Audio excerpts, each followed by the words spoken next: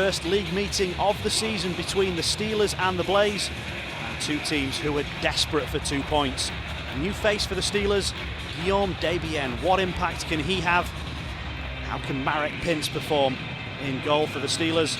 It's been a long wait for this game to get going. An hour and a quarter delay to face off. Let's hope we're in for a crack. Rock the block, trying to get a bit of atmosphere into the building. The Steelers get into the offensive zone. They've got another penalty coming against the Blaze, and Stewart was at full stretch. Opportunity, spinning and scoring! And the Steelers are on the board. It's Colton Fretter's goal, and it's a power play goal. And how the Steelers have missed those so far this season. Jonathan, that's only their 12th power play goal of the year so far. How they've missed that, and great for Colton Fretter to get back on the score sheet after his timeout as well. Such a talisman for the Sheffield Steelers. Petrus with a long pass. No way through for Robinson. Jorgensen comes back. Room on the left wing. Fisher nicely dropped in. Petrus with the shot, and the save made by Pince. The follow-up has gone through. The Blaze have got themselves level, and it's Fisher on the board. Here we see it again as the puck comes into the zone. Petrus with the initial shot. Pince manages to get to it. Steelers think they've cleared the danger, but it's straight to Fisher, who slots home. Just didn't quite get enough on the clearance there. The defenseman will be disappointed with that one. Steelers looking to press, trying to find a shooting lane. Went for the slap pass. It's been deflected away. Lozon can't get it out of the zone. Penalty coming. And it's going to be a tripping minor. And the Steelers are going to get their power play. It's confirmed on Lauzon. Trim was the other player in the area for the Blaze. Steelers 1 for 2 on the power play. Looking to make it 2 for 3 as the shot bounces off Stewart. The puck is loose at the side of the goal. Stewart's out of position, played into the crease and shoved over the line. The Steelers have forced it home. They have another power play goal in the middle of an almighty scramble. And it's Matthew Wire, I think, that's got that one. We see Vesberg putting it back into the danger area, and there's Wire battling for it. And his foot makes contact. Was that kicked in? The referee says no. The Blaze say yes. And we have yet more controversy. There was certainly a couple of sticks jabbing at it, but the initial call from Dean Smith was goal. It's a good spell from the Blaze, this. And they create a scoring chance from it.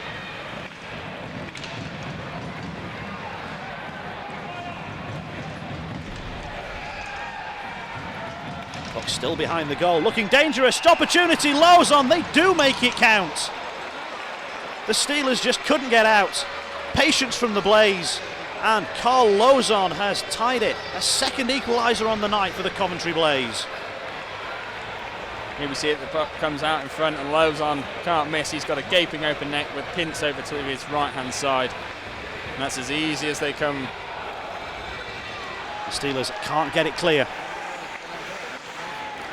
Power play time ticking away for the Blaze. Trim. Already got 1 assist on the night. Lauzon back. The big shot comes through. Pince is saved. And he's recognised that the puck is down low. And he's able to fall on it and freeze it. And the Steelers needed that whistle. There's Eddie. Long pass towards Le Guy. Eddie called for it. Instead it switched across to War. Back door. The puck is loose. Is it over the line? It's not quite. And Stewart has somehow scrambled back to keep it out. Huge opportunity for Luke Ferrara there. See the puck, Matthew Wire hooks it back into the danger zone. It bypasses Stewart, and Ferrara just can't get that touch. It bobbles towards the line, and Stewart back on his line, keeps it out. A little uncomfortable moment there for Marek Pince. Has seen his goals against average drop under 4 for the first time this season coming into this game. Opportunity here, there's a huge crowd in front, and Pince has got this one held. And Debian is having none of it. Scruff of the neck job on Kale Tanaka. Moyo wants words as well. This is the sort of after the whistle stuff we didn't see a lot of in the first.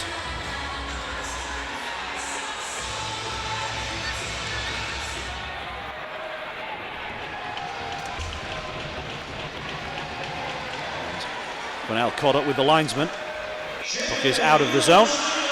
And then back in, but offside. And Tanaka took a shot after the whistle. And that's going to cause a little bit more aggro. And there is a little bit of a sucker punch. Hewitt, I think it is. Definitely some who's in the middle of that. Jason Hewitt. Can understand why the Steelers are unhappy. The play was offside, and whether Tanaka didn't realise or thought he could get away a cheap one. Hewitt was not happy. And he had a little bit of a jab. You can see what Tanaka thinks. And you can understand why he thinks that. Has to be said. No question that a penalty will be called on Hewitt. He's already on his way to the box. And Kale Tanaka is not a happy chappy, to say the least. Still power play time. The Steelers win the draw. Mosienko. Trapped against the wall. Was there a little bit of a knock to the head from Godfrey? Maybe a little bit of a right-hander. That's bounced off the legs of Coyle to Lozon. Lozon's turned on the Jets. Lozon moves in and Pince saves up high. Carl Lozon looking for a shorty, and he's drawn a penalty. Dowd went in for one shove too many. And he's going to have to go to the penalty box.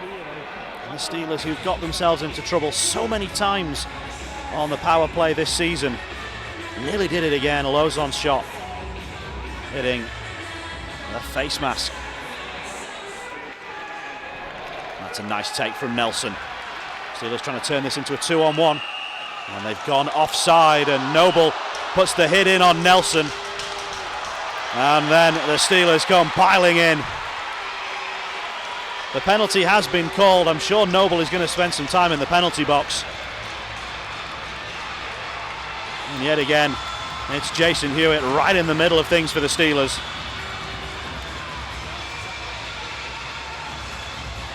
And Noble has had his trouble with the officials and Dops this season.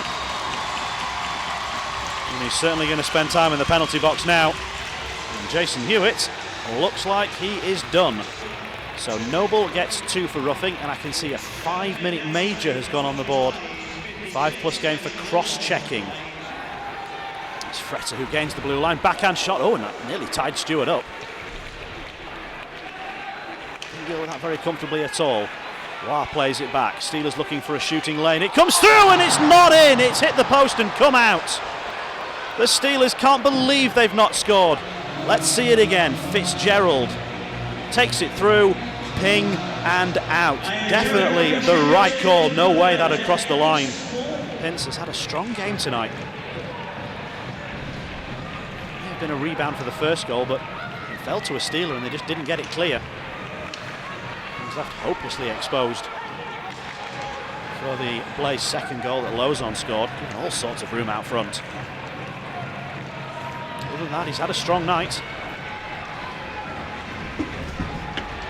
His goals against will go down, his save percentage will go up.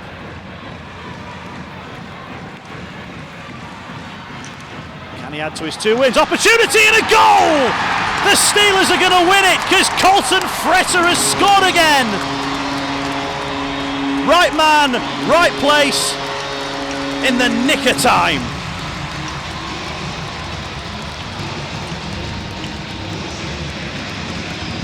And he won't score many easier.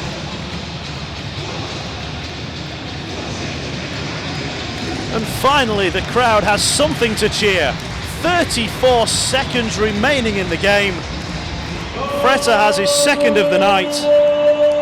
And it looks as though it'll be the Steelers fans who head home happy tonight. and the possession is given away. It's flipped down. Stewart's got to watch the bounce. He can make the save, but the Steelers are going to come away with a 3-2 victory. It's not been pretty, but at the end of the season, no one will remember that, but they may remember the scoreline. The Steelers have won it by 3-2. It has been anything but classic, but oh boy, it's been important. It is the man who scored the opener and the man who scored the winner, Colton Fretter. Out of the lineup for so long. Maybe that's what the Steelers have been missing. Back to full fitness, back in the goals. Plenty of fans have stayed behind and will cheer him around.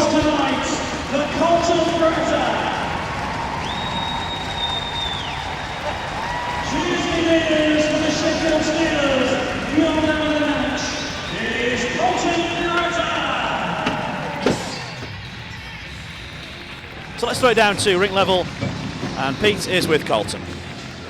Colton, not the prettiest win, but an important win. Yeah, I don't care how we get them as long as we get the wins. Just talk me through your night tonight. Kind of just right spot, right time for both of the goals. First goal, Desi took a shot, kind of fanned on it, and all I had to do was pass it into the middle of the net. And kind of same thing on the last one. Leggy took the shot. I think it hit Matthew Waugh and just went right on my stick, and thankfully put enough on it to get it through. Obviously, we talked about last weekend not quite getting the bounces, but they seem to go your way tonight. Yeah, I can't complain. I got to help the team out, and that's all I care about. In terms of the power play as well, that's been something that's been talked about. 2 goals on that, and certainly improvements made there as well. Yeah, I thought we moved the puck around. We worked on it a lot this week, and paid off tonight. What about the debut of Guillem Debian as well? I thought he played well. He said he hadn't really been on the ice since last Friday, and to jump right into it, he played some big minutes, and 5-on-3s, he was out there killing for us, and he played really good, I thought. Obviously, you've got Nottingham tomorrow night. Important to back this up as well. Sunday, not tomorrow night. Sunday, sorry. I'm thinking it's Saturday. No, it's a huge game. Anytime we play them, obviously, it's a big rivalry, so we got to come out and play the best we can. Well done tonight, Colton. Thank you. Paul, that was a nail-biter right to the very end, but I guess at the end of the day, and especially where we are at the moment, results are the key. Yeah, I mean, you can tell as a team right now. I mean, we haven't got everybody in form, and some guys have got to pick it up, and you pick it up by working harder and bringing something to the table. And I think our new boy stepped in today, and I thought he was our best player. I really did. I thought he hit bodies. He was phenomenal on the. We had to kill 2 5-on-3s, and both 5-on-3s we took penalties that we didn't need to. You know, we didn't need to. I mean, the second 5-on-3 we were already on the power play, and that's tension. You know, that's a little bit of tension, a little bit of nerves. But Pinchy came up with some big saves. I mean, we got a couple of power play goals, which was pleasing. We've been working really hard on that this week. And then we really did hand them a couple of goals after that. You know, we had puck possession, and, you know, Frets could have chipped it out on the blue line. It comes back in. We're caught on the end of a long shift, and we give the puck away again when we retain it, and bang, it's in the back of your net, and you're thinking, here we go again. But tense game. You know, both teams are trying to find themselves a little bit, and but it's all about the result. And I think from the result, you can breathe a little bit. And also, Dave, you know, That start today doesn't help the home team, does it? Everybody thinks it's the away team that benefits from an hour and a half wait, but actually it's the home team because they just sat there. They don't know the times, do they? Well, you don't know when you're going to. I mean, everybody has a routine. The game is all about routine. They're sitting on a bus. And I know we've done it ourselves in the past where, you know, we've been the team that turns up late, but the pressure isn't on that because, you know, you'll get there when you get there. Yeah. And, you know, you're sitting here. I mean, we were in the rink at 8:30 this morning, you know, for our pre-game skate. And boys, a lot of our boys got in around 4 o'clock today, and we didn't face off till 10 to 9. And I'm thinking, crikey, this is one of these games, you know, where you do lose a little bit of focus, you get a bit tired, you get hungry. We were feeding the guys, we were feeding them in between the periods because, you know, they'd eaten at 12, 1 o'clock in the afternoon. And but today wasn't, you know, it was all about the result. And, you know, I give Coventry their due. I've seen them a few times this year, and I thought their battle level was way higher than it has been for a while. And you know, when the chips are down like they are for them right now, we go and get that big goal at the end. But you know, maybe that's because we worked our backsides off this week, and you know, that last 3-4 minutes of the game, that big push, when you get that chance, you take it, and Fretter did. When Fretter scored, my chest could have burst. You could feel the relief in the building. What was your initial reaction when he scored there? Because you could feel the pressure mounting and mounting. No, I mean, when you're in the game, you just want to concentrate on doing the right things, and you know, and like I say, the performance tonight wasn't great. The performance on Sunday against Braehead was far better, far superior. But we came away with nothing. But we got the 2 points tonight, and hopefully this is something we can kickstart. You know, nowhere to hide in Nottingham. And is that almost the perfect place to go now? 100%, 100%. We want to go in there. We want to put on a good show. It's going to be 6,500 people in there. Great atmosphere. No, we want to go there. So, you know, we'll get the boys in the gym tomorrow. We'll just get the acid out of their legs, and Danny will get them recovering. And we gear up for Sunday.